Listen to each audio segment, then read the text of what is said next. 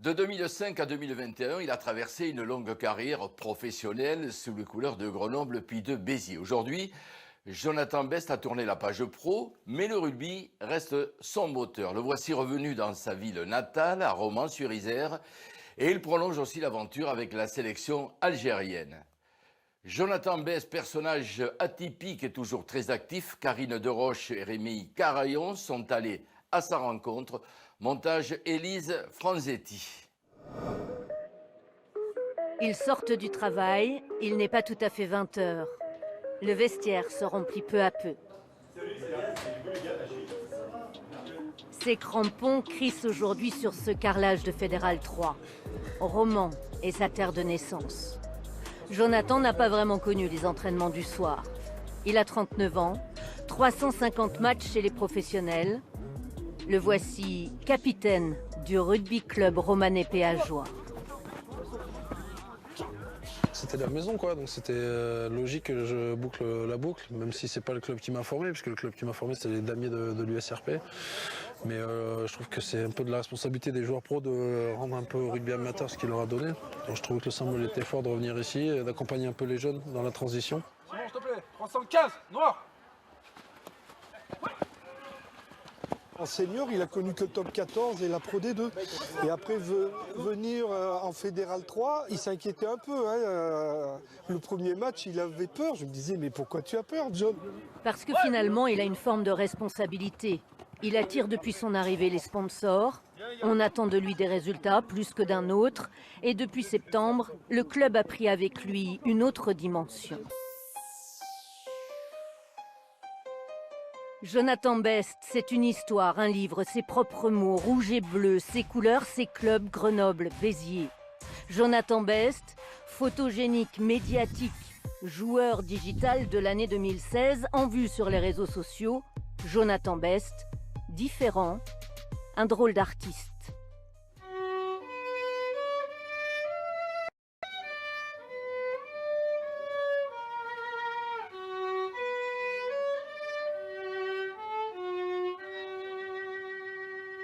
Bravo, c'est pas facile, hein, c'est vraiment pas facile. Ah ouais, moi je détestais jouer en concert. C'était un moment terrible, terrible. Nous sommes allés ensemble à la Cité de la musique de la ville. Le conservatoire se partage désormais entre Valence et Romans. Pendant toute son adolescence, Jonathan suit ses classes musique.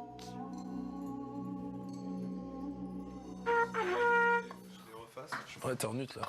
Un jour, j'ai dit à ma mère, je me suis réveillé un matin, je dis je veux faire de la trompette. Inexplicable parce qu'il n'y a pas forcément de musiciens dans ma famille. Mais avec le temps, je me suis rendu compte qu'il y a beaucoup de parallèles avec le sport de haut niveau, la pratique, l'entraînement, la difficulté. Puis ça m'a appris aussi à vivre en collectivité parce que quand tu es dans des groupes de musique, il faut apprendre à écouter les autres et à travailler avec les autres. Dès qu'il a vu le jour, il a été différent. 5 kg 320, Jonathan est toujours le plus gros bébé de la maternité. Aujourd'hui, il a 2 enfants. Des dessins naïfs, ceux de son papa. Il feuillette la BD que son père a publiée. Tu le reconnais pas, qui c'est qui est dans un fauteuil? Tonton. Bien sûr, c'est tonton. Jonathan a un grand frère handicapé. Ce coup de crayon, ses écrits pour essayer d'atténuer la douleur.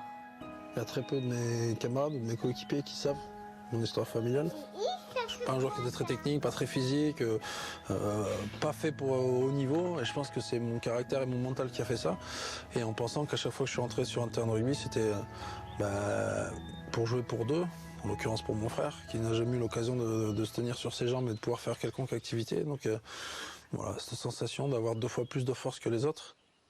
Deux arrières encore, deux arrières. Au mois de mars, la sélection algérienne se rassemble à Toulouse pour un match amical contre la Côte d'Ivoire.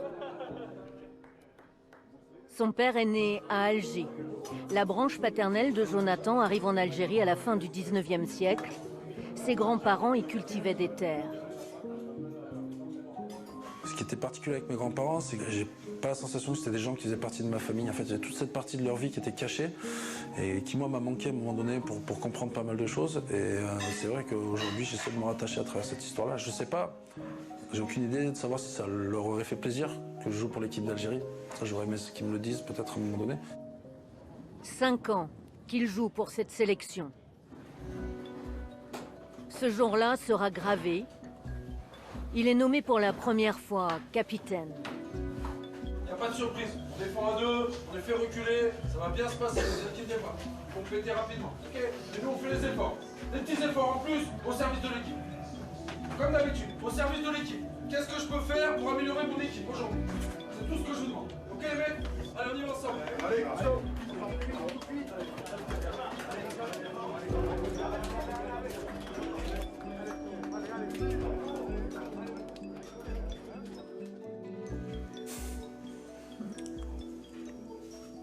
Je sais pas l'expliquer en fait. Je sais pas l'expliquer pourquoi.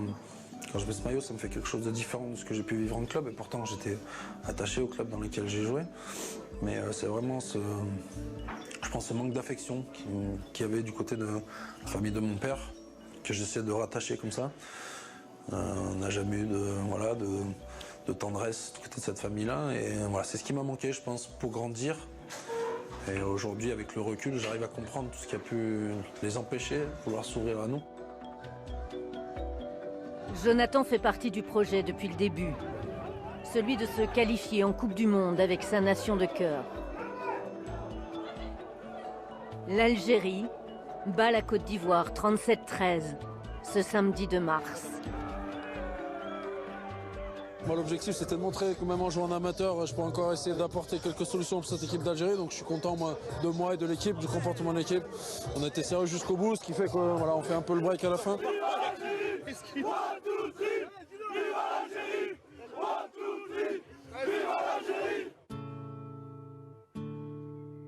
Il est 5 heures du matin. Une fois par mois, Jonathan va à Montpellier. Le cours, ce matin, est un cours de team building ou comment trouver la cohésion dans une équipe de salariés. Ouais, la veille concurrentielle, on appelle ça, être capable de regarder ce que font les autres pour savoir si c'est plus efficace que ce que nous on peut faire. Mais qu'est-ce qu'on met en place en général dans une entreprise sur du long terme? Et c'est typiquement ce que vous avez mis au début du jeu. Ouais, une stratégie, c'est des mots et c'est des termes qu'on utilise à la fois dans le langage sportif et dans le langage de l'entreprise, la stratégie. Kélian Galtier, le 3e ligne du MHR, est le parrain de cette promotion, de ce module sport-business. Il enseigne avec Jonathan. Je pense qu'on amène un autre regard avec des élèves qui seront amenés à travailler, peut-être pas les sportifs, mais ils seront amenés à travailler avec. Donc c'est bien qu'ils aient le ressenti de ce qu'on peut vivre. Jonathan est diplômé d'un Master 2 et il a essayé au mieux d'anticiper sa fin de carrière. Si ça se termine avec l'équipe d'Algérie, il faudra travailler pour de bon, arrêter de jouer au rugby. Et aujourd'hui, j'ai pas de visibilité sur ce que sera ma vie de demain, même si je l'ai anticipé. Alors j'essaie de m'ouvrir plein de portes différentes. Le tout, ça sera de choisir ce qui me passionne le plus. Une Coupe du Monde avec l'Algérie pourrait être le chapitre de sa vie. Les quarts de finale de la Coupe d'Europe dans ce week-end, ça commence ce samedi sur France 2 à 16h avec le déplacement du Stade Toulousain en Irlande contre le Munster. L'autre quart demain après-midi avec le Racing 92 qui reçoit les Anglais de Sale. Allez, n'oubliez pas également ce soir à 20h10 sur France 3, tout le sport. D'ici là, bon match à toutes les équipes. Vous l'avez noté, ça sent bon le printemps sur tous les terrains. Merci pour votre fidélité. Salut les amis.